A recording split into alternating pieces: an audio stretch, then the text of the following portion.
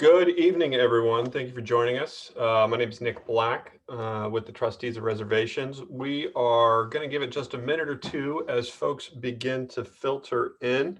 Thank you very much for joining us this evening. If you would do me a favor, pop open that chat box, say hello. We would love to hear from you all. We'll get started here in just a minute. Until we do, I'm going to start us off with a controversial question that we can discuss in the chat box. Daylight savings time, is it something we should keep or get rid of? I personally have just now adjusted to my hour of sleep that I lost, but now I'm enjoying this evening sunlight. So it's hard to, see, there it is. Sal says get rid of it. Mary says keep it. We could fight about this all night long. Let's do it.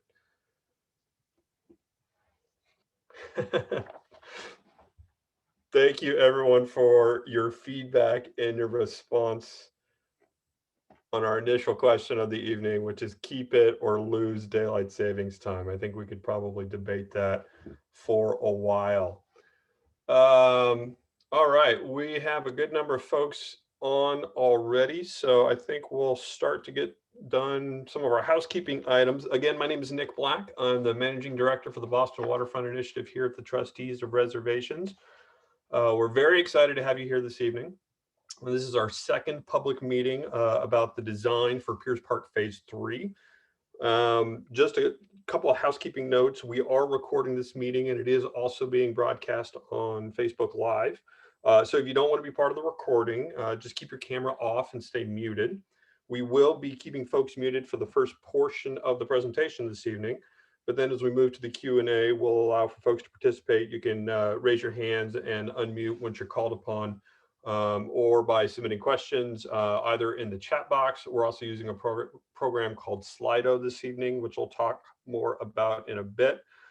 Just a note, this same meeting will be happening again tomorrow evening, entirely in Spanish. So if you would like to make use of that, we would be delighted to have you at our Spanish language event, which will happen tomorrow evening at the same time. Just a few other hellos for folks who are on this evening. First of all, if any of our elected officials have joined us or staff from our elected officials, really appreciate you being here tonight. I don't know if anyone from Rep. Margero or Senator Boncor's office or Councilor Edwards' office is on. Thank you in advance. If you are on here, hello to my friends at Massport. If Anthony is on or anyone else from the Massport team, appreciate you being here. As well, the leadership of the Piers PAC, saw a couple names on there. Lulu, thank you for being here tonight. Glad to have the PAC here. We'll be at the next PAC meeting in April to continue this conversation a little bit more in depth with you there. But let's get going. As I said before, we actually are going to try and make this meeting as interactive as possible. So we're using this program called Slido. So if you're able to, we'd love for you to open up a web browser either on your phone or on an additional tab on your computer and go to slido.com. That's SLIDO.com, and then enter the code Piers Park 3. That's P-I-E-R-S, excuse me, Park, P-A-R-K, and the number 3. You can ask questions or upvote questions that you like, and we'll have lots of time at the end of the presentation to answer your questions and to hear your comments. And you can also participate in some live poll questions that we'll have, as well as some fun word clouds. But don't worry, if for whatever reason you aren't able to access Slido, you can use the chat box right here in Zoom to ask questions or leave comments. I should also note that I'm joined by my team helping facilitate this meeting, Amy Nation, the project manager for the Waterfront Initiative. Christine Boynton is our coastal communications manager, helping to make everything happen and run smoothly here this evening. We'll be facilitating the Q&A, helping with Slido as well. If you happen to be watching on Facebook Live and you will have a question or a comment, leave it right there under the broadcast, and we'll include that in the feedback as well. We do also have from the MVVA team, Michael Van Valkenburgh Associates, Chris Donahue, as well as Roberto Ransom. So we got the full gamut of folks here tonight. But we are really looking forward to hearing from all of you That's really our primary goal for this evening. We want to hear your thoughts, ideas, your comments, and your concerns about this first design draft of Piers Park III. To help frame the discussion, I'm going to give a brief recap of where we are in the project and what we've done to date, discuss some of the preliminary results of our design survey, and then ask Chris of MVVA to present the initial design concepts.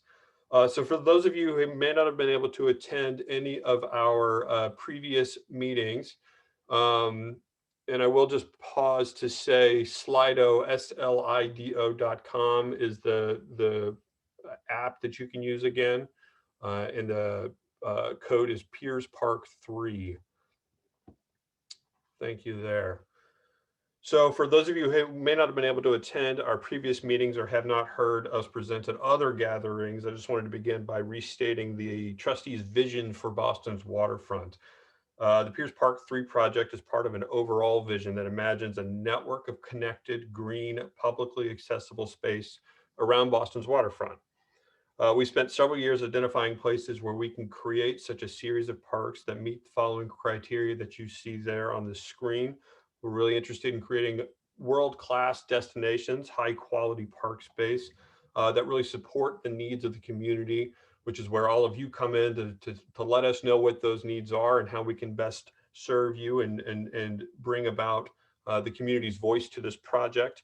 We're very interested in bringing value to Boston's climate resiliency goals and also creating a park that can stand the test of time through its design and operations.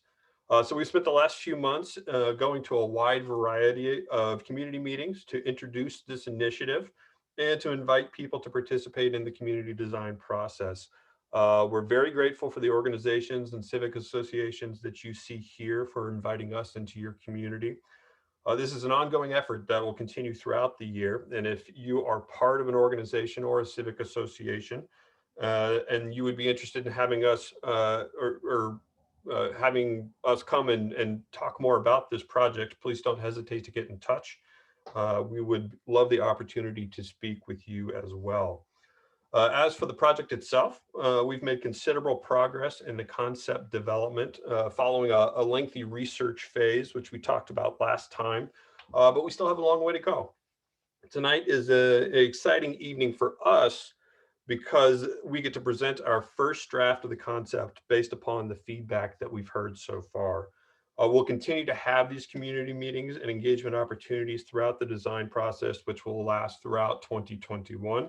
And don't worry if for whatever reason you're watching a recording of this meeting and weren't able to come tonight, we will have ways for you to interact and engage with us on our website, which we'll talk more about. To get us going this evening, though, we have our first participation question of the evening.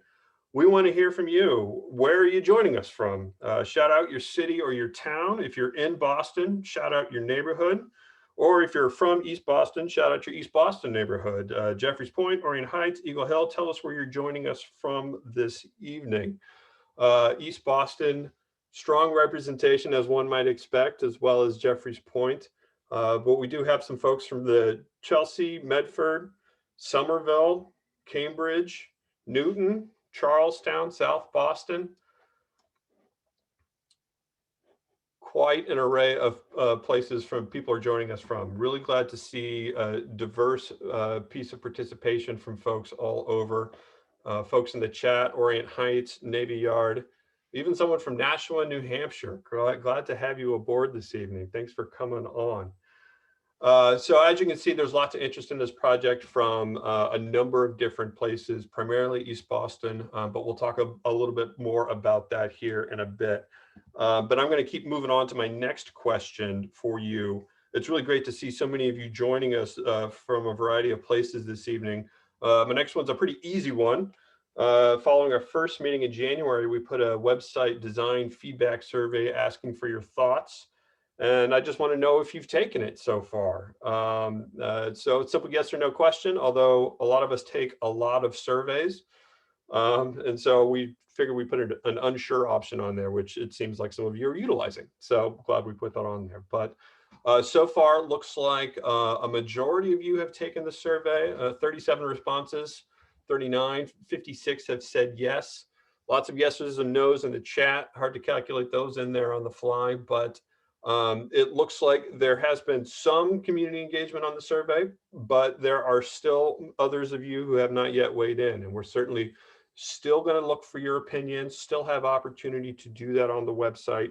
We'll talk about that some more. Again, the website is onewaterfront.org. Christine just put it in the chat there for you. So if you haven't had a chance to take the survey, feel free to do so, although not right now, because we got a lot of stuff to talk about. So don't go away just yet. We'll still plenty of time to take that survey.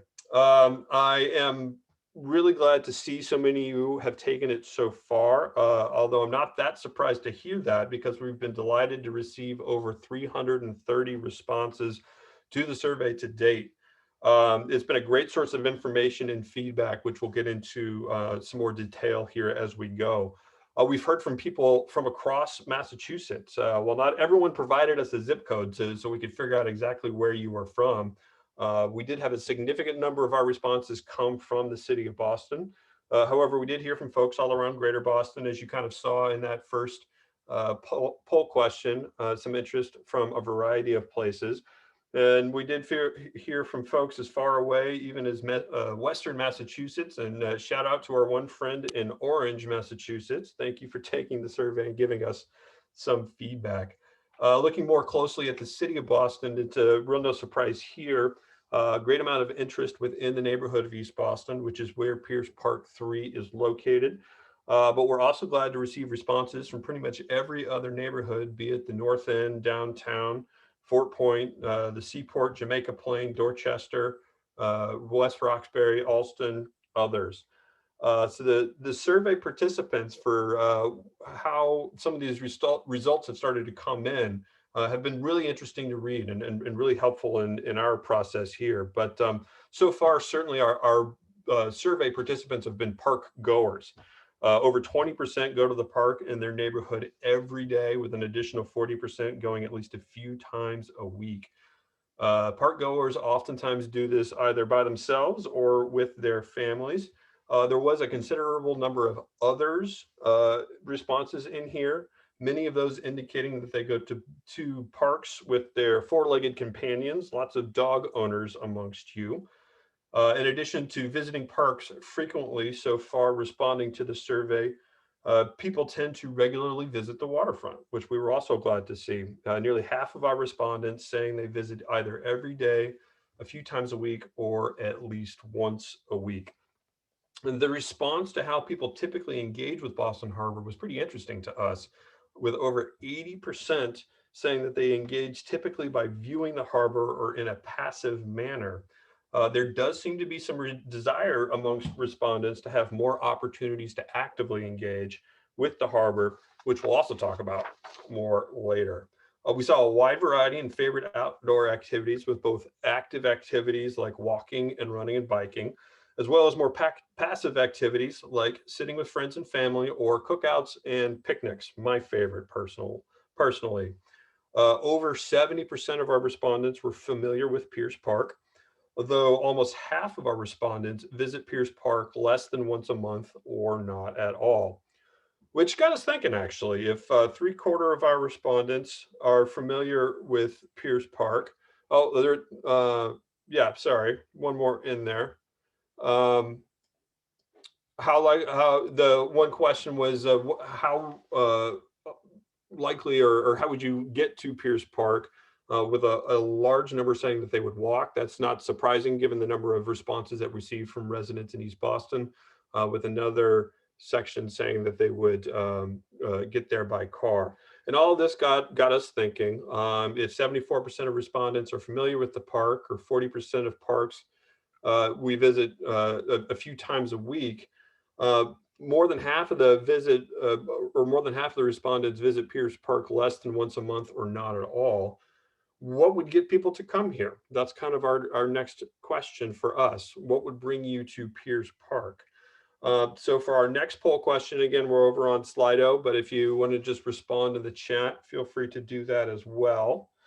What question, we want to hear what type of design features, activities, or amenities would attract you to Piers Park Phase 3? Is it the programming, free events, increased amenities, or something else. Again, you can use the chat box to tell us something else, or you can answer those questions that you see there. Increased amenities, of course, is something that many people are looking for in not only their current open space, but in future parks. And so that's something that we're thinking quite a bit about, is what sort of activities and programming happen at that park, but then also the amenities themselves. Looks like Hannah says easier transportation. We take the water taxi from the seaport, but it gets expensive. That's an excellent point. Water transportation is something that Kathy Elliott has also flagged for us. I think that's something that we hear quite a bit about. We talked a little bit in our last meeting about water transportation and how they are looking to build a more larger ferry-sized dock over at Lewis Mall, which is just right down from Piers Park. So that is certainly something that we're thinking quite a bit about. But it looks like overall, the amenities are the things that would attract people to this park. And so let's get into it. Let's figure out what those amenities are and talk about it a little bit more. So I'm going to now turn it over to Chris. Chris is an associate principal at Michael Van Valkenburgh Associates. He's been working on this project with us for some time, and he's now going to talk us through some of those programming elements and how they fit into the design. Over to you, Chris. Thanks, Nick. Hey, everyone, and thanks for joining us again tonight. Special thank you to those of you who might be new to this project. We hope to see this audience grow each time we get together. I know there's been a decent amount of survey reviews so far, but I want you to know that it's been really awesome to hear what you all are thinking, and it's important that you then see how that information informs the park's design. So we're going to talk through just a little bit more. But now that we've heard a little bit about sort of who we're hearing from, let's look more specifically at what we're hearing from you about the future of Piers Park III. We asked you about the aspects of the design that are most important to you. We see preservation of natural habitat, harbor and city views, and resilience being among the leading concerns. We also asked you what types of programming were of interest. We see cultural events, nature play, and exploration leading the pack with this one. We then asked you about your favorite outdoor spaces in Boston. These are shown a little bit more graphically in this word cloud, but another way of getting to the bottom of the types of landscapes that might attract you to Piers Park III. We saw a lot of interest in Piers Park. Obviously, that's great.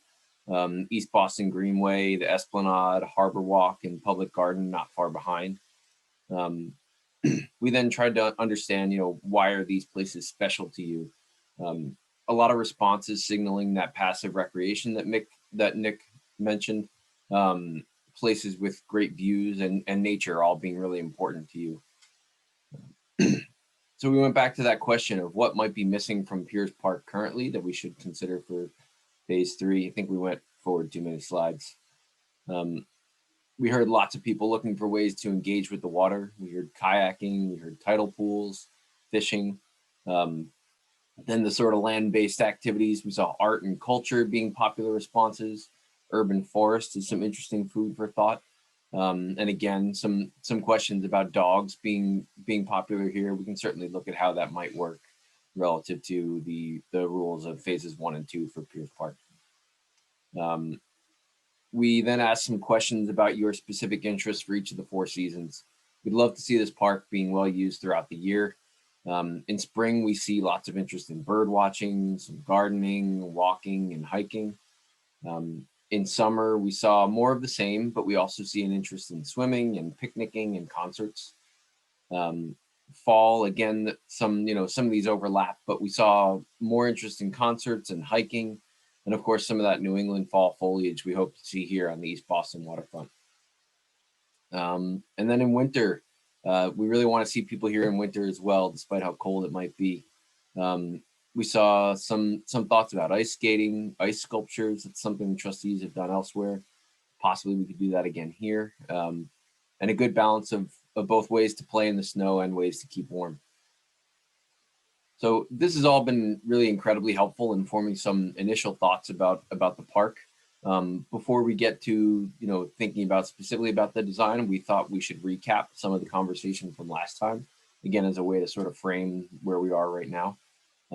we talked a lot about our experience, MVVA's experience with public waterfronts and designing public parks, about our attitudes toward resilience along the waterfront, and about how robust planting can both contribute to that resilience and shape a really rich experience of the park. We talked about the difference between a park that's on the water on the bottom left there, or sort of floating above the water sheet, versus a park in the water, which invites people down to the water's edge.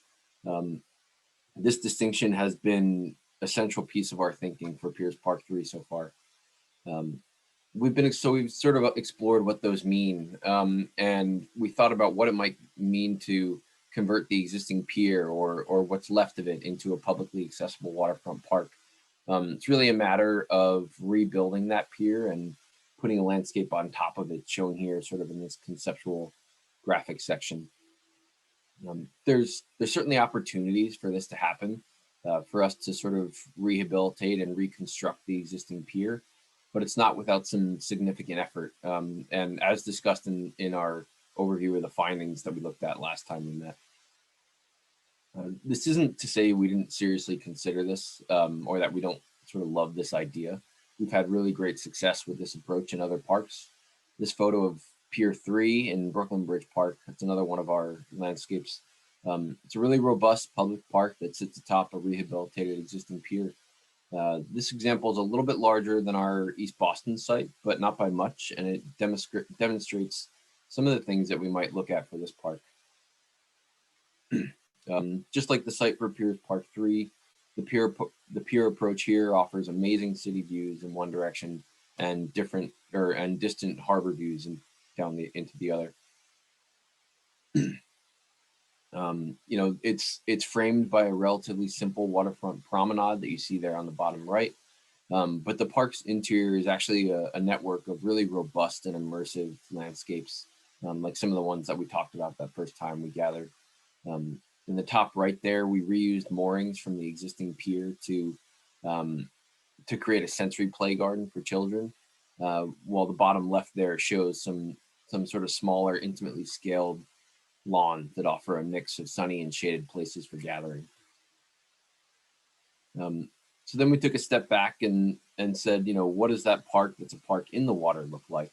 One where we remove the old pier and create a resilient coastal landform that extends out into the harbor. There's lots of overlaps in the types of programming and the types of things that we could possibly do with each approach, but there's also significant differences in the way that the two engage with the water. So rather than hovering above the water, the landform option offers opportunities to sit right at the water's edge. It also offers ways to access the water with a kayak or a canoe that might complement the existing sailing center.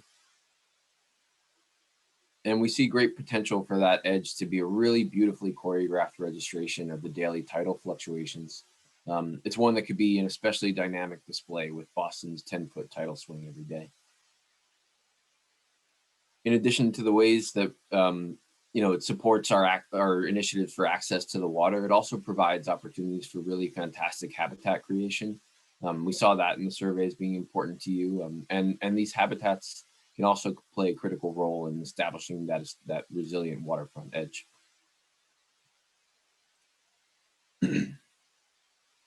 Salt marshes like this one, they can be an incredible sort of generator of resilience. They minimize wave energy in flood events, but they also provide really fantastic habitat for marine life. So then we took a step back, and with these two approaches in mind, the sort of reclaimed pier or resilient coastal landform, we returned to some of those survey questions to unpack what they might mean relative to this, one or the other approach.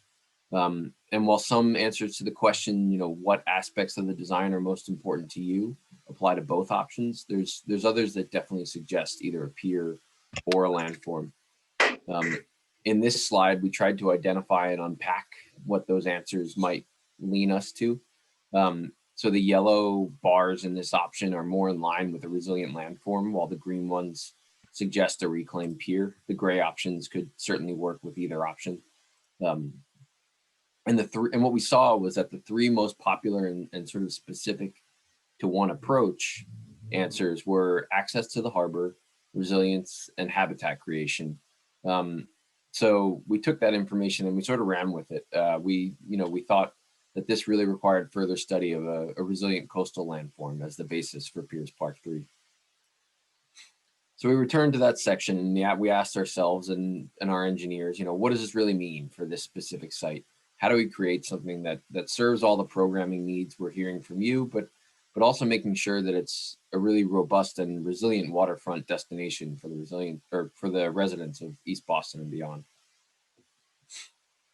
And then also, how does that relate to some of those initial ideas that we sort of threw out when we were just getting started on this project and excited about, accessing the water and thinking about a living shoreline when we started this just a couple months ago. So we started by taking a step back from the project site, stepping out of East Boston and looking more broadly at the Boston area coastline to better understand what exactly resilience means in this region. We looked at the harbor islands and specifically how they engage with those daily tidal cycles we were looking at, and also how they engage with extreme tides.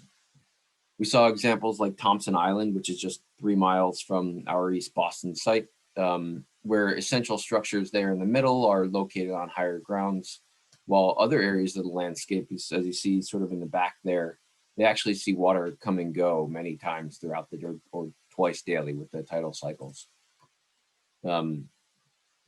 We also looked at some of those more picturesque rocky coastlines that we see along the coast, like those seen here in the Haunt. And what we were seeing is that in both typologies, we noted an important distinction about those coastlines. They're not fortified, they're not walls, they're not built structures, but they're really complex and actually quite irregular edges that allow water to come and go. And we see that here in this coastline at Red Rocks Park in Lynn. So we returned to that site, or to our site, and we began sketching. We were thinking about all the things that we've heard from you, but also about those images of the Boston area coastlines. We realized that your goals for resilience and access to the water and natural habitat would be best served by something that was more meandering, something that might be a sort of complementary departure from the current waterfront promenades of Piers Park. So our initial sketches suggest just that, something resembling some of those resilient harbor islands, with opportunities to get up both really high for extraordinary views out to the city, but also opportunities to get way down low and engage with the water. We see the park's edge as not just the line between land and water, but rather the entirety of that tidal zone. We know that the footprint of the park will vary greatly between high and low tide, and that opportunities for programming might also have a relationship to those daily tidal cycles. Sort of here describing that edge as being more than just a single line. You can go ahead. We see tremendous opportunities to incorporate a living shoreline here, one that acts as a scenographic foreground to those harbor and city views we're excited about. We see opportunities to retain certain aspects of the old pier. These ideas are certainly in their earliest stages of development, but we think there's ways that aspects of the old pier can contribute to both that idea of creating habitat and to the resilience while recognizing the site's industrial past.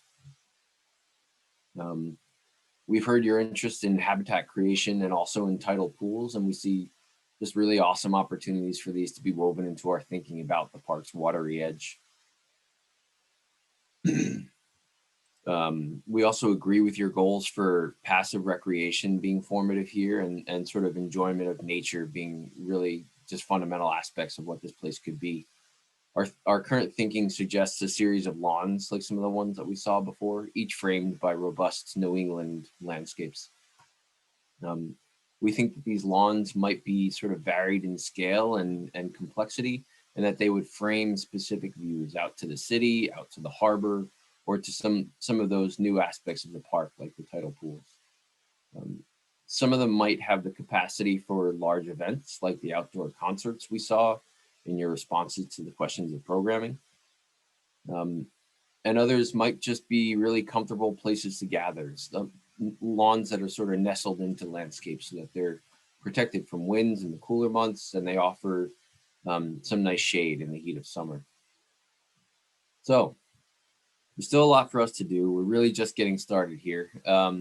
And we have lots of ideas about programming and planting and stone that we're really excited about, but we've yet to unpack those. So we thought it was important to get some initial feedback on these early drawings from you before we go too much further. So with that, we'll turn it over, I guess, to everyone here. And Nick and Amy are going to help to facilitate your questions. Thank you. Thank you, Chris. Really excited to hear your thoughts and reactions to this initial draft design. Again, it was based largely upon the feedback that we've heard so far, but as we saw when we asked how many of you had filled out our survey, a good chunk of you haven't. So there's still plenty of opportunity to do that. We are going to try and facilitate this question or this Q&A a number of different ways. We're really interested from hearing from everybody. So if you are on Slido and want to type in a question, you can certainly do there. Again, that's slido.com, and Piers Park III is the code, and we'll get to that in just a minute. Otherwise, you can type a question in the chat, and we'll try and keep track of them. Hope none of them zoom by. But before we do that, just a quick reaction. What do you think?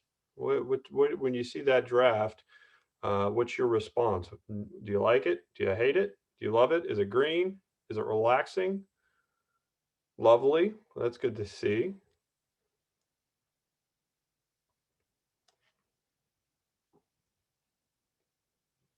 These are all fantastic responses. Again, we're open to all questions and comments and feedback. So keep those responses coming in. Also, ask the Q&A on Slido. I'm going to just scroll back up the chat. There were a few questions on here that started to come in. There was one asking if we were limited to the existing pier or can we make it bigger? I think those are both pretty related in the fact that, yes, we are limited to the footprint of the current pier. We don't want to deviate from that. There's already a bit of a fill structure in place there in the core that we talked about in our research if you were at the last meeting. But otherwise, yeah, well, it'll stay within the pier itself. There was another question about the viewpoints. Chris, I don't know if you want to talk a little bit about that. And I think we can probably move Amy forward to the Q&A slide. Lots of great reactions here. Really appreciate all the feedback so far. We're going to just leave this slide up so people can continue to look at it and react to it. I'm going to go ahead and see what some of the questions here. One of them is, will there be running trails? We certainly could look into that. I think that's something that we're interested in, having the connectivity and the flow around the place. Chris is a landscape architect. He can probably speak more eloquently to that concept, but I think having that access and connected to all of the parks is important here. Do you want to? Yeah, we think that the idea of hiking trails and running trails that are circuits that are sort of complementary to the existing park will be fundamental. I mean, the idea is that there's a place or a departure from the mainland, right? You sort of make a very intentional turn to enter something a little bit more wild, a little bit more, out in the water, and that could be part of a really immersive running experience is exciting to us. One of the questions on here is, let me see here. We got lots of them all of a sudden, so I'm trying to scroll through them. What is the scale of this image? That's a good one. Do you want to talk about the area of the site itself? So the total site area is a little over 4 acres. The scale of the image sort of depends on what screen you're looking at, I guess. But if you look down at the bottom left, you can see that 100-foot scale bar and the north arrow pointing sort of directly north. So And if That gives anyone you- wants to just speak up and share a few thoughts or ask a question, you can also just hit the reaction button and raise your hand. We'd be happy to open the floor up and hear from folks. Anyone want to pipe up and share their thoughts? Otherwise, we can continue to look at the Slido questions here. One of the questions is, how do you manage the kayak launch? I think that's certainly going to be part of the larger question around programming. I think if a kayak launch is something that people seem to want here, which I think there's interest in. I mean, obviously there's the Piers Park Sailing Center is there already. I think we'd look to work with them and partner the most effective way to do that and make sure that the public access is in place there. Let me see here. What else are there? Will there be space for outdoor movies? I think one of the fun pieces of this design are those lawns that you see there. They're quite flexible in their use. There's some variations in elevation and size. And so there's opportunity to do all sorts of different activities. If you kind of think of that Harbor View lawn as one that almost exists as an amphitheater where you could fill that up with a crowd and have a performance down on the edge there by the water. And so I think there's a lot of opportunity and flexibility in this design in terms of what sort of programming want to see take place here. And I think that's kind of be the next part of this conversation and why we want to keep hearing from folks as we move through this process. Looks like we've got one hand raised. I'm going to go ahead and unmute William. William, go ahead. Do you have a question or comment for us? Can you push the area to the north? Every square foot is important here. It looks like your boundary still has some possibilities of pushing more land, or is that not possible? Yeah, no, that's a good question, William, and thank you for that. That's the size and scope of this park is still something that we're working through. And to be perfectly honest, there is potential to expand it larger. There's a potential to make it a little bit smaller. There's a few different things that we're working with here. One is what currently exists there and what can be built within the footprint itself. We are limited in terms of the cost of the project itself. We estimate we're probably going to raise between $20 and $40 million to build this park. So if the more land that we put in the area there, the more expensive it becomes. And so that's one of the issues that we're going to have to deal with there in terms of the size and scale of it all. So it's a good question and one that we'll continue to look at. There's lots of permitting questions, and we've been working with all of the different state, federal, and municipal agencies to start that conversation about what we can build here and what our options will be. Yeah, so that's a good question and a thought that we'll keep here. Spencer asks, are the trees on the end blocking most of the skyline view? Chris, do you want to answer that question? Yeah, I think that right now it's still in the concept stages, and we really need to get out there and refine exactly the orientation of these lawns and the planting that then frames them.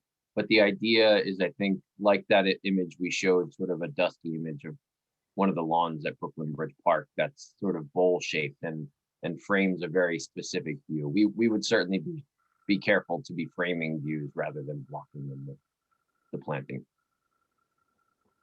I think we'll host a separate poll for dogs versus no dogs. There seems to be lots of discussion about that happening here. So we'll get to that, but probably not tonight. Here's a good question. Will there be space for public art and murals? I would certainly want to see us incorporate some art into this landscape, although there are lots of questions about what the community wants to see. Partnering with organizations locally that do that type of work already to amplify their work is certainly something that would be a priority of ours. So yeah, I think that is a great issue to raise and certainly a conversation that we're going to continue to have. Let me see, what else do we have here? Is there a place to jump in the water or only for kayak access? That's a good question. I think there's a lot of things that we still have to work through in terms of the access to the water. Sal Lamatina just piped in to say he would love to see a beach. That's something that we heard a lot about. And I think you saw that in the response in the word cloud was the access to the water and exactly what that looks like is still to be determined. I think there are, lots of questions and concerns around access, but also safety. Want to make sure that there's a way that people can access the water safely. I mean, as Chris pointed out, we've got a wide tidal range here in the city of Boston, and so any sort of access that does occur will have to have safety in mind first and foremost. But the trustees certainly manage a number of beaches around the Commonwealth of Massachusetts, so that is not something that we are unfamiliar with. And so I think that's certainly something that we want to continue to have access or conversations about with the public. Margaret asked in the chat, who's going to handle security Massport? We're still working through a development agreement with Massport right now in terms of how this park gets built, and then we'll do a ground lease with them where we'll work out a lot of those details as well as all of the programming pieces. The Piers Pack will have a role to play in terms of how that all comes together. So I would encourage all of you, if you go to if you haven't before, you can go to the PAC meetings where we'll be having a lot of these conversations as well about the programming, the access point. By and large, probably Massport will take on a majority of the security itself. Although what that looks like, I think we'll certainly still be having a conversation with them about that. Same with the maintenance question. Same answer, Margaret. We're working on that out with them. Obviously the trustees have a long history with the horticulture and plantings and things on a number of our properties, which I think we bring in experience here. Massport obviously does a great job maintaining a lot of both the current Piers Park as well as a number of other parks around East Boston. And so I think that's something that we will work collaboratively on with the authority. Let me keep checking our Slido questions here. And Amy, feel free to pipe up here if I'm missing some or you see one that we should be making sure that we're asking. Oh, look, we've got some upvoted ones.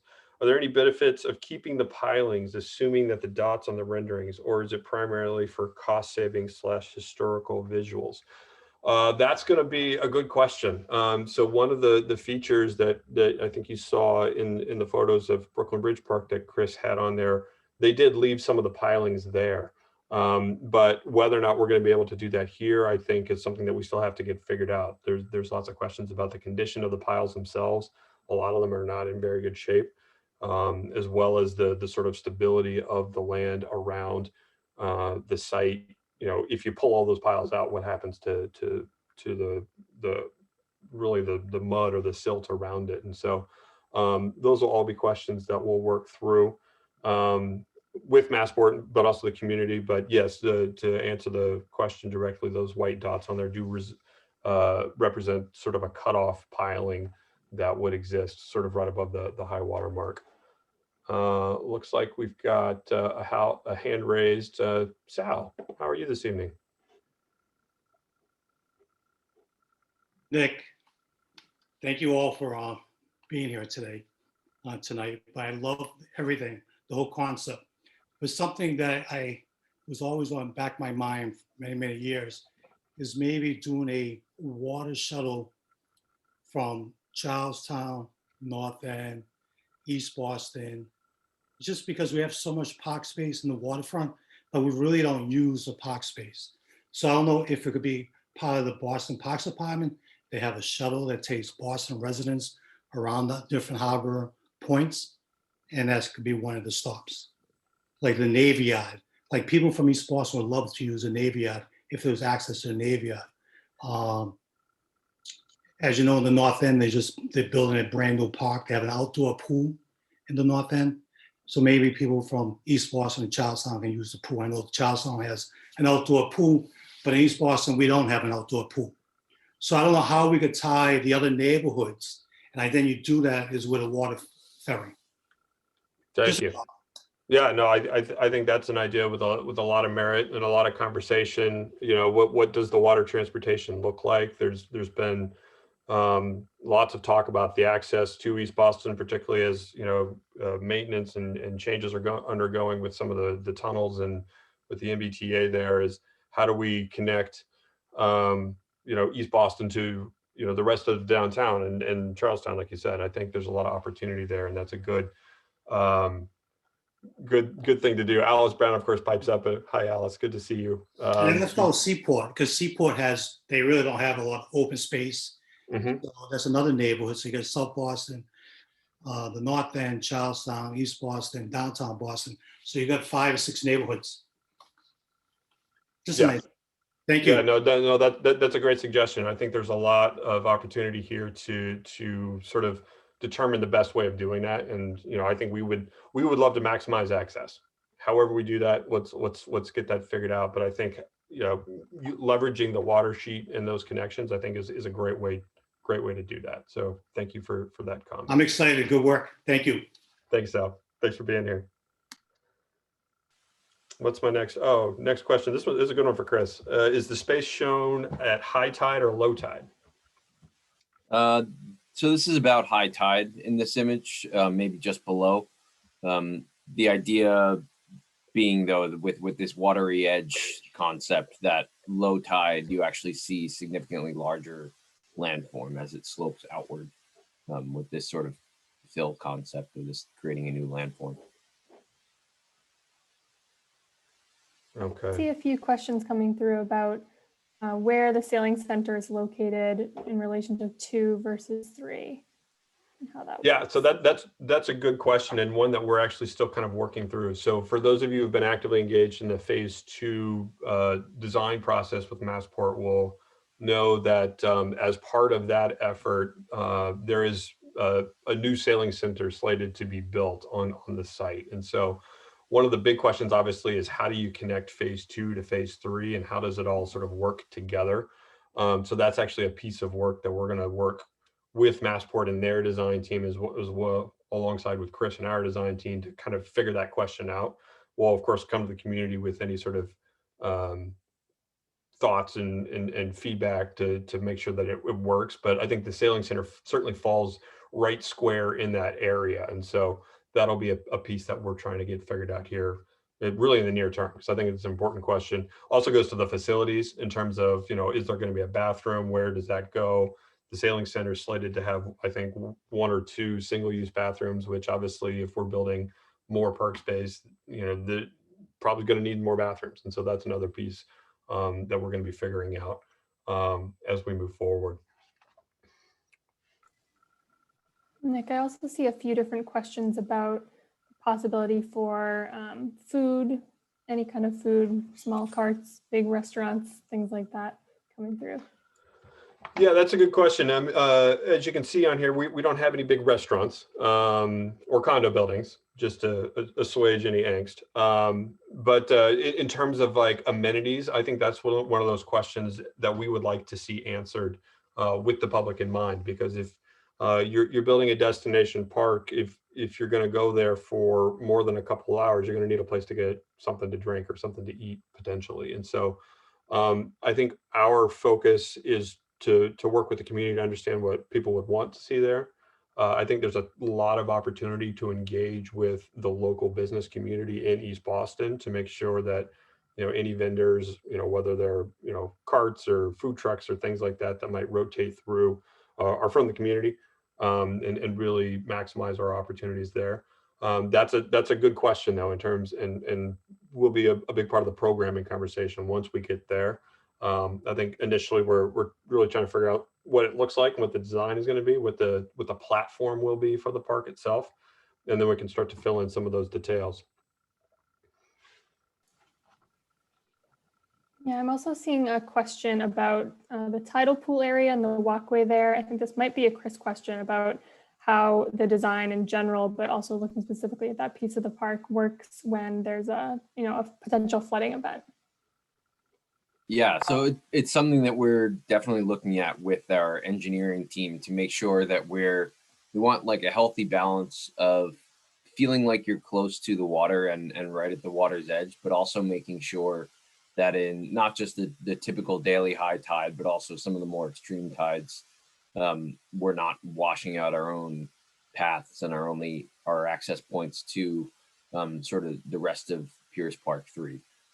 So we'll certainly look at those elevations very, very carefully. to make sure that it works with current tidal cycles, but also with projected sea level rise.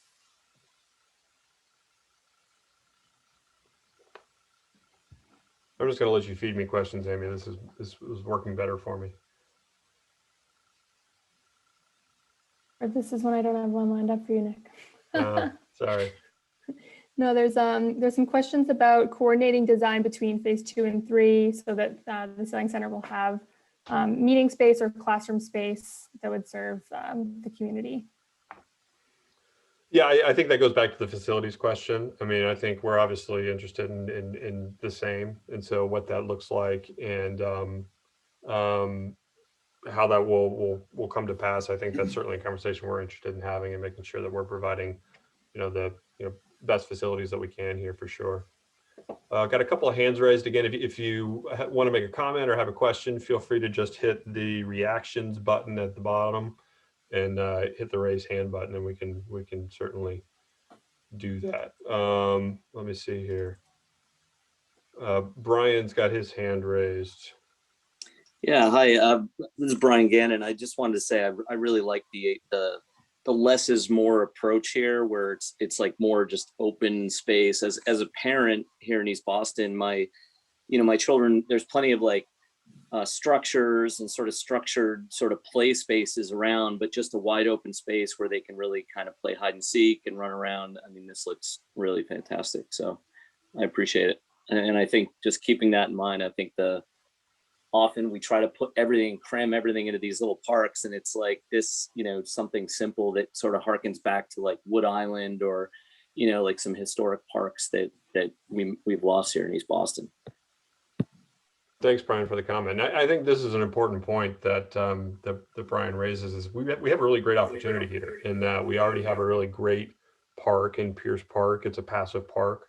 There's been an actively designed park for phase 2 with much more of the sort of active amenities that you would expect.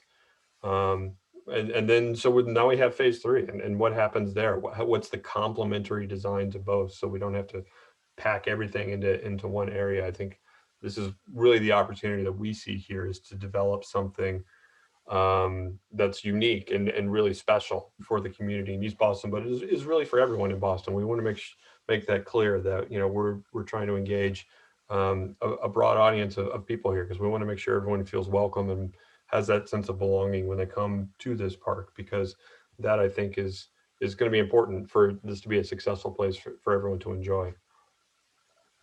I see that Mary is also looking to speak. So Mary, you can go ahead and unmute if you'd like to. Nick, on the rendering, it says plus 16.5 elevation over near above the edge of Piers Park II, unless I'm reading that incorrectly. That's right.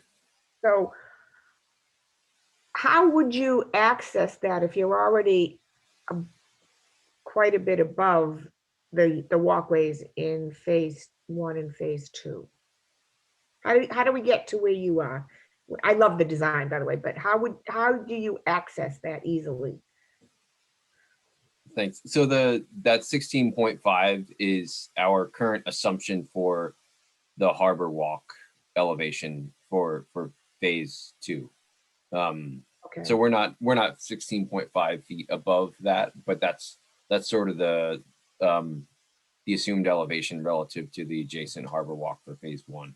So it'll be contiguous. Yes, correct. And flow. Yeah, accessibility is really critical to all the decisions we'll make about path layout and orientation and elevations. So it's again some of that balance of negotiating the tidal cycles and sea level rise, but also accessibility being right at the sort of core of what we're doing here. And is there accessibility for ADA to get up to those the treed areas, if you will, the higher Definitely. elevations? Okay. Yes, absolutely. Thank you. Thank you. Thanks, Mary. Yeah, no, I think that's another key point, is that Chris and team have done a really good job of creating a place that's dynamic in its range, both in its elevation and its ability to really get you up to that pinnacle point to maximize those views, but do so in a way that's comfortable and accessible for everyone. We don't want you to have to scramble up a big set of stairs or something like that to get to the top. You'll be able to walk an easy path up there in a gentle sloping fashion. So for us, yeah, the accessibility pieces has been and continues to be key in the design.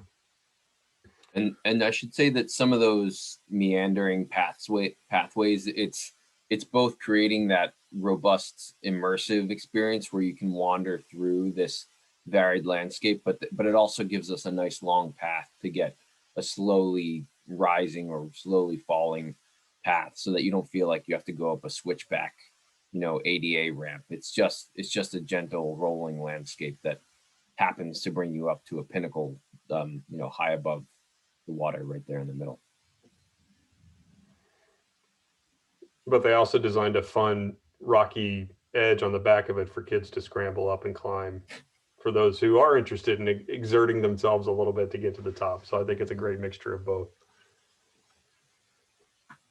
Nick, I'm getting a question about fishing. Is there anywhere here where folks can fish? That may be also a Chris question.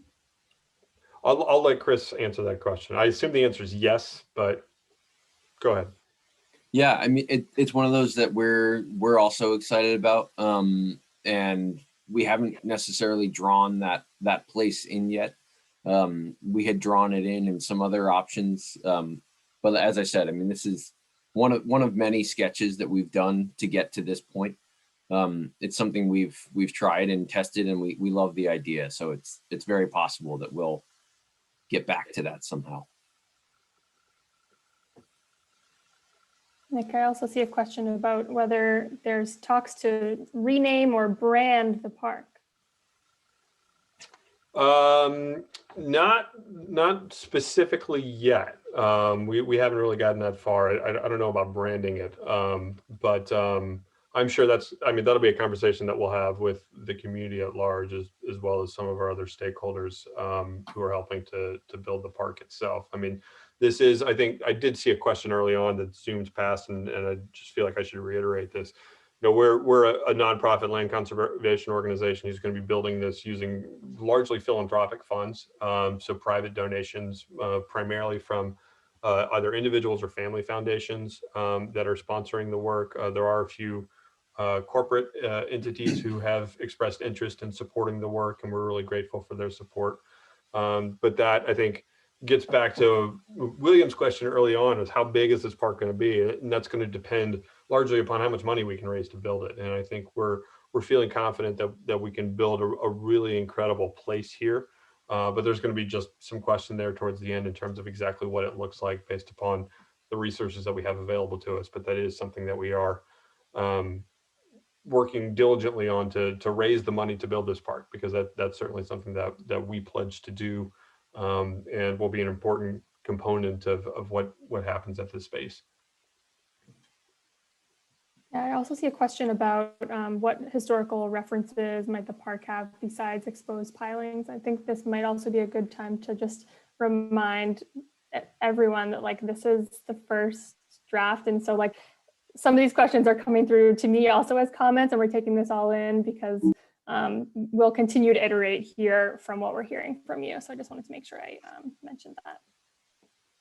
Yeah, that's an important point. Even if I didn't catch every comment that you put into the chat box, we still have it all when we'll go back through it. But the larger point in question, I think, is a good one, because in some of my other slideshows, if you've seen me present, I had this great picture of the East Boston Waterfront from 1925, and it shows the old Boston and Albany Railroad Yard and the grain elevators that used to be there, and what this pier looked like 100 years ago. It was a big white facility where steamships came up and parked alongside it. Materials, grain from the Midwest was unloaded, loaded onto these boats, sent across to Europe. There's an incredible history here, and also one of a fundamental theory of industrial reuse, which we saw at Brooklyn Bridge Park. They were in a similar situation where they had derelict, unused piers that 100 years ago was the heart of industry in that city. And so it's an opportunity for us to really rethink and reclaim some of these old sections of Boston that have a fantastic history, and tell that story as well, because I think that's a piece that we're really interested in doing and doing well. And of course, to do that, we're going to need to come to the community and start to hear your stories as well. And so that'll be a part of the engagement piece that we'll be looking to maximize and implement in the coming months and years, really. I mean, this is a project that's going to take some time to come to fruition. I think I saw roll by a minute ago a question about the timeline, which we talked about at the first, but I feel like it's worth reiterating. So we're in the midst of a design process right now that will probably last into the fall, potentially wrapping up by the end of the year, with the idea that we'll be able to start construction sometime early to mid next year, as long as all of the permitting and documentation and things get done before then. And then who knows, it could take another 24 to, or 18 to 24 months, I should say, in terms of the construction itself. It's a tricky site in terms of actually being in the water. But all of that will be phased out in coordination with Massport and the public to make sure that there aren't any ill effects of it. But we're looking at probably 2024 before we're cutting a ribbon and actually enjoying this park. So long way to go, lots of opportunities for feedback still. So appreciate everyone doing that this evening. Let's see here.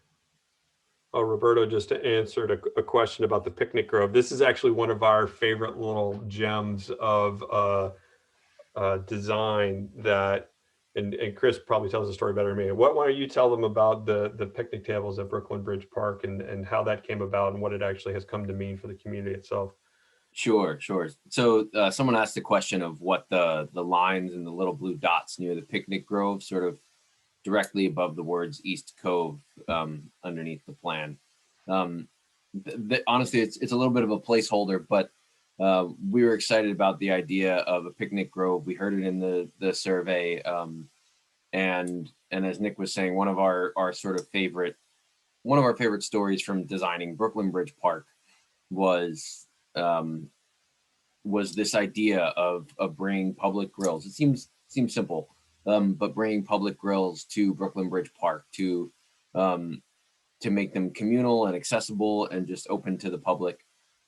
It was something that we heard that wasn't on our plans, but it came up in an event like this one, and some energy rallied behind it, and it became this. It ended up in the final design, and it has become just this tremendously popular, tremendously diverse piece of Brooklyn Bridge Park where people gather and have parties, and so those long lines with the blue dots are these sort of long communal tables where you'll see sometimes one big family, sometimes 4 or 5 different families all gathering sort of, near each other, but sharing grills and sharing open space very publicly. And it's really beautiful when you see it just happening sort of, as people come and go. One of the questions I see on here is if we've done an environmental impact study. The answer is yes, actually. During our sort of site investigation phase in 2019, we did a series of studies of a hydrographic survey, site survey, a marine infrastructure survey, but then also an ecological survey to understand what the habitat was like at this site. It's fairly typical of what you might find in Boston Harbor. There isn't a ton of marine life there currently, besides some blue mussels on the pilings themselves. One of the opportunities that we really see here is actually increasing the habitat and the ecology of the site through the salt marshes and the natural edges. And so that's an important piece of this to us, and one that we'll continue to understand and study as we move the project forward. Any other questions, Amy, or anyone want to raise a hand and share a thought or a question? Yeah, there's a few more. I see a question about what would be the family-friendly aspects here. Part of that may be some of the things that you both just talked about, if there's anything you wanted to add there.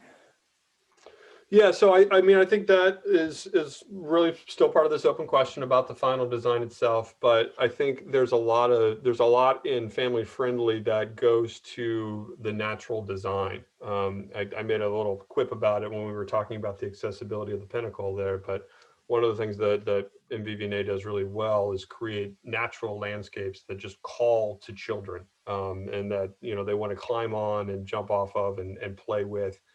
And so that's certainly a part of it. I think there's a lot of educational opportunity in having a feature like that tide pool or that bird watching spot in the Osprey Isle right on the water's edge. Certainly some educational opportunity there as well. But then also just the access to the water and how do we do that in a safe fashion for children and families to enjoy. So I think we're very much interested in hearing what family friendly means to you and what you would like to see here. Again, we've got really sort of three unique parks, but ones that we want to work together and feel like one park. So there's already one tot lot over in the current Piers Park. There's some basketball courts and some exercise equipment and other pieces planned for phase 2. And so that's a question for all of you. What would you like to see that's family friendly? And how we address that. I've also seen a couple questions come through about sea level rise, storm surge effects, flooding. Chris touched a little bit on this before, but I wonder if you can add a little more about resilience in the design, Chris. Yeah, so I mean that's part of why in the last presentation we talked about this sort of core team, but a team that's then supported by over a dozen engineers that will feed into this. So geotechnical engineers, marine engineers, ecologists, hydrologists, people that will help us to really understand, not just how this park works, works within the existing tides, but how it will then inform those tides and inform the sort of body of water around it. Because we recognize that introducing a new landform, it has an impact on that area, right? It changes the way the water moves a little bit. It changes the types of flora and fauna that then occupy that area or an area that wasn't previously occupied by too much flora and fauna. So that's, these are questions that are very much at the forefront of our minds, but ones we don't really have solid answers to yet because this drawing, is a sort of fun, beautiful, encapsulation of the type of park we'd love to see, but we have not yet seriously engaged the technical side of it to unpack how it comes together and then how it morphs and this design then shifts relative to some of those technical questions that are really, really important to how this place will function and how it will come together. Yeah, thanks, Chris. So Sherry Cutler, you've asked a couple questions on here, and I apologize. I'm not quite certain what it is that you're asking. I don't know if you want to pop on and maybe we can talk it through, but and I'm not sure quite what you mean by the approach affecting Boston Harbor and other communities.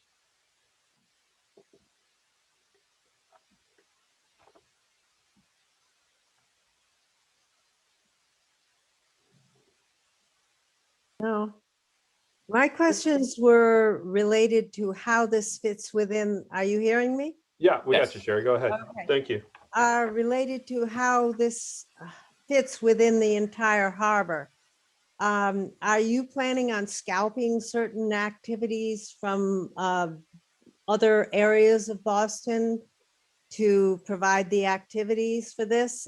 For instance, will you take Courageous Sailing Center away from Charlestown?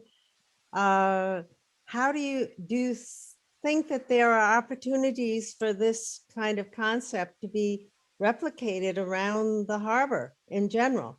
For instance, the idea of theaters is fantastic, but do we need many? We could use many theaters in the Boston Harbor, and especially in this age of pandemic. I would go to a theater here. I wouldn't go to a theater at Lowe's. Maybe they can help finance a series of theaters around the harbor. But I'm concerned that it hasn't been looked at comprehensively in terms of the entire harbor. Sure. Well, thanks for the question, Sherry. And I think to start with a specific point, there's already a sailing center here, so I don't think we're gonna like pull another one over.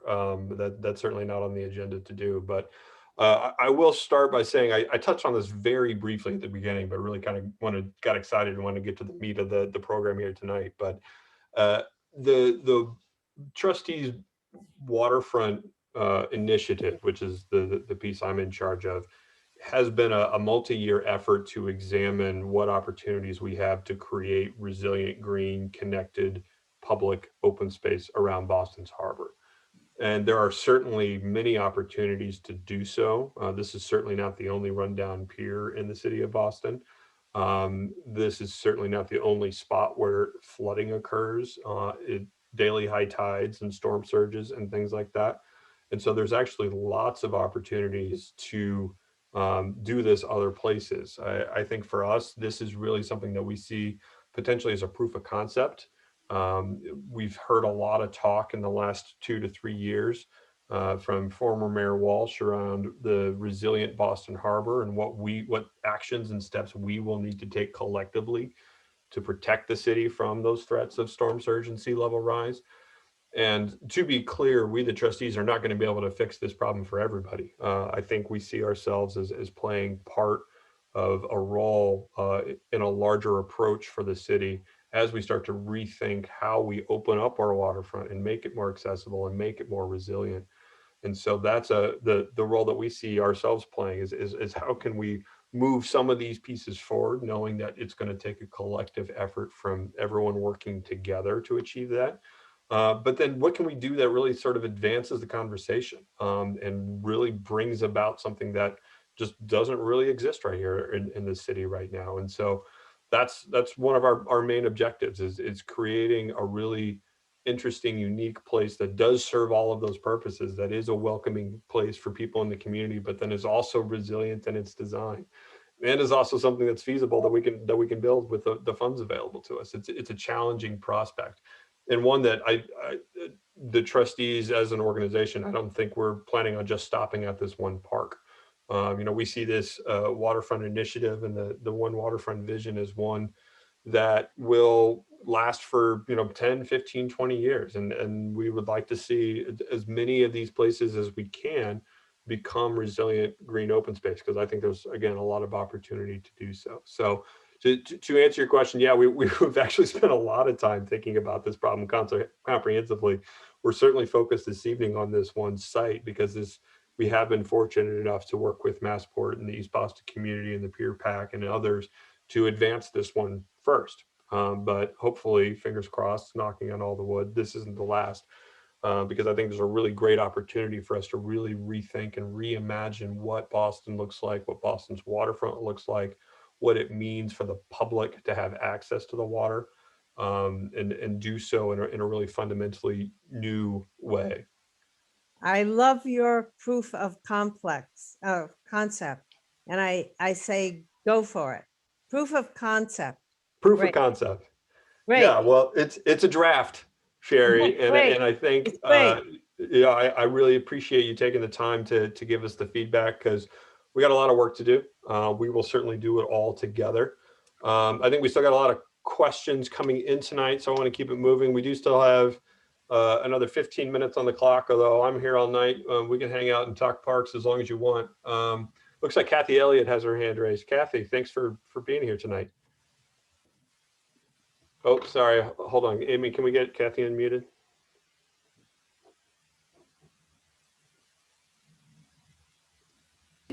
Yeah, first There of you all, go. I wanted to say this has been a fabulous presentation. There's so much great Thank you. information that's so well presented, but I wanted to follow on with Sherry's question, because there are a number of peers. You could see how this could all work collectively and also with an integrated transportation system, but maybe you don't want to get into the financials, but did Massport donate the pier to you, or is that part of your fundraising? You have to spend money to acquire it, or could you talk a little bit more about the financing so far and how you came upon this pier?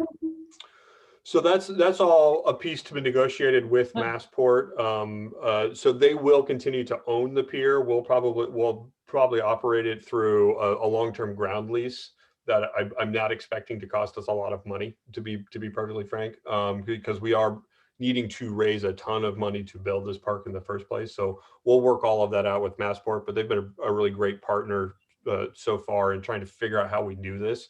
I think in the beginning, it seemed like a pretty crazy idea, frankly, to turn this falling apart, dilapidated pier into a park. And there were lots of questions around how we do that and if we can raise the money to do that.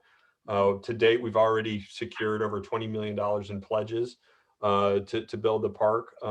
And so we're probably going to need at least another 10 to 15 more to get to where we would build this concept that that Chris has presented this evening. So a long way to go in design, long way to go in community activation, and a long way to go in fundraising. But I think with the participation of everyone here, we're in a really good space, and I feel like we're going to make a lot of progress here in the next year or so to create a park for everybody.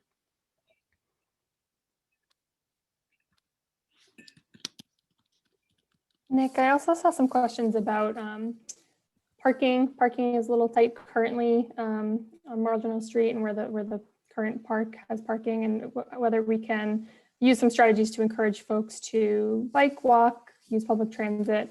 I imagine this may mean we'll work with partners like our friends at the Greenway to encourage folks to be creative about how they get there. But that question has popped up.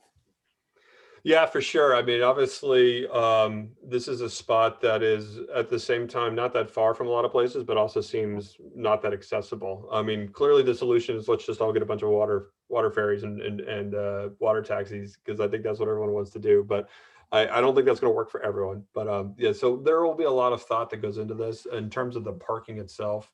Obviously, we're not going to build a parking lot out on phase 3 here, but in the current design for phase 2, there are some parking spaces additional to that.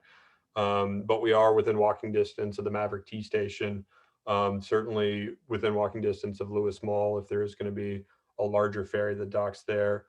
There is already a water taxi or water shuttle that operates in the summer with the ICA. We've already had some conversations with them about how do we leverage that and potentially maximizing it a little bit more. So yeah, the transportation and how we get people here is an important question because I really appreciate all the folks in East Boston who can just walk there, and I think that's great for you. I wish I was in the same boat, but there'll be others that will need other opportunities for transportation. I think obviously as much as we can, we'll encourage the use of public transportation because it is largely accessible throughout the city. But that's another good piece that we'll work through with everybody. Question with a lot of upvotes on Slido is actually about how late the park will be open. Oh, that's a good question. I think that's probably something that'll be worked out. So I don't actually know off the top of my head what the hours are for the current park. We'll probably work that out with Massport in terms of what the hours will look like and what the access looks like, because there's always going to be this conversation that we'll need to balance with accessibility and safety that we're interested in hearing from the community. And so that'll certainly be a question that we'll want to hear from folks in terms of what they would like to see from the hours, but certainly a long way from having made that decision. This was one for Chris, I believe. Someone asked what type of trees you'd be planting to make sure that they will thrive here. Yeah, it's a great question. I mean, This so is many Chris's of these. favorite question. How many more hours do we have? No, it's something we have a lot of experience with in working with these parks that are right on coastal waterfronts, and especially those that get they're affected by salt spray, by occasional king tides where you see flooding. We would be very, very careful about selection of plant species so that especially those that are down near the water's edge, they're not only okay with salt spray, but actually thrive in those kinds of environments. So the kinds of trees and shrubs and ground covers you would see near beaches and near some of those on some of those harbor islands would certainly be some of the plants you would see here. We can get a little bit more experimental on high ground, but I don't think that's what we would do. It's probably something where the planting all feels cohesive and like it's part of this coastal landform. Great. I think most of the rest of the questions that I'm seeing on Slido at least are about kind of different views of the design and whether we'll be able to see sort of more elevations of the plan, how the current Piers Park +2, +3 will all interact together, and some things like that, that may be answered when we have more images, but something to think about. Yeah, I think that'll certainly be more to come as we start to get a little bit more specific in terms of the renderings and how things are going to lay out. So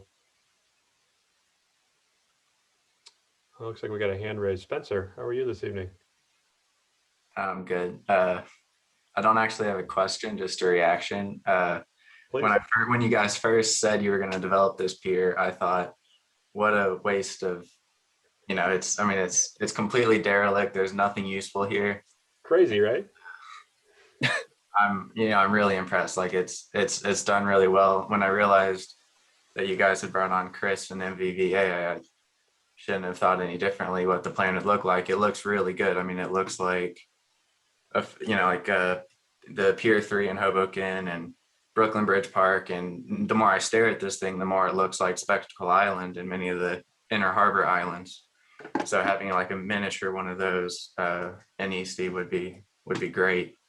And I was also just confused. We already have the first Piers Park. We've got phase 2. What's the point of this one? And I think this gives the access to the harbor, gives it a reason to be there. And I really like the peak, the pinnacle. There's a lot of fill involved here, so let's not shrink it. I think 32 feet in the air sounds good, and it's not as high as people think.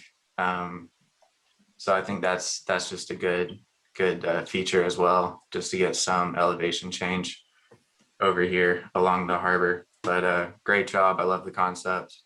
And as far as amenities and facilities, we just need to make sure that phase 2 has that stuff. This derelict pier thing, I like the natural design that you guys came up with. I didn't think I would. I thought it'd be a big old waste of a lot of real estate, but it fits this site really well. Thank you. That means a lot. We appreciate hearing that. Any other comments, questions?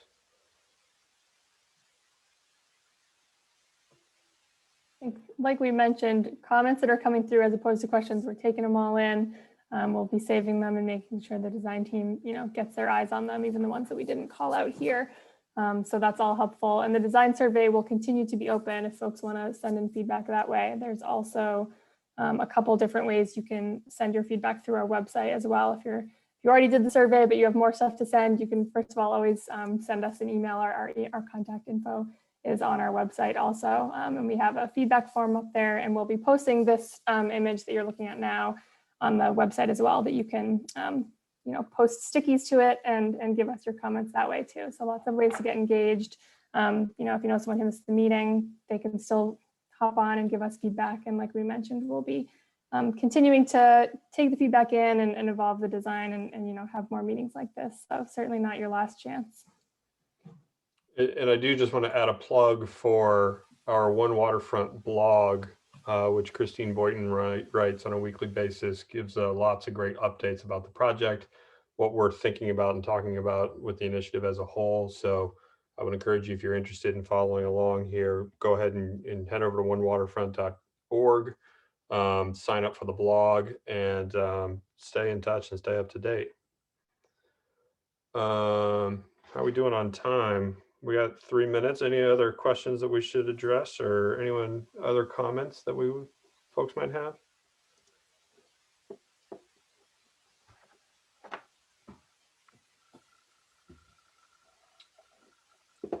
All right.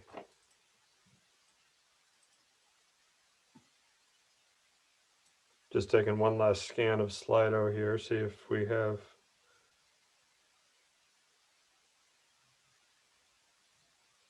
Yeah, so I think the last thing I'll say, just looking at sort of what's left on there, is that there's a lot of conversation still to come, particularly around programming and what people want to see happen here. I mean, we already had a vigorous dogs, no dogs debate right at the beginning of this, which I look forward to working through with folks. But whether it's all sorts of different activities, whether it's the fishing or the kayaking or concerts or movies, all sorts of great ideas. And so I would encourage you, if you haven't done so yet, take that feedback survey, give us your ideas and thoughts. We'll certainly be having more of these meetings as the design starts to evolve and change a little bit about that. I will reiterate again, seeing Roberto's comment here that we are going to have a Spanish language version of this meeting tomorrow night that Roberto and team will lead. So if for those of you who are more comfortable using Spanish as a native language in this process, we certainly want to hear from those folks as well. So make sure to pass along that information. So with that, I'm going to just say thank you, thank you, thank you. We still have over 56 folks who have stayed on with us throughout this process, which is a long meeting on a Monday night. So I really appreciate everyone taking the time. We got a long way to go, but we're really excited about the progress that we've made so far. And so we look forward to hearing from all of you, getting more responses to that feedback survey. And we'll keep you posted on the blog for when we schedule our next meeting. And I hope to see all of you again soon. Thank you very much again. Have a wonderful evening and happy spring. We'll see you all soon. Thanks, everyone.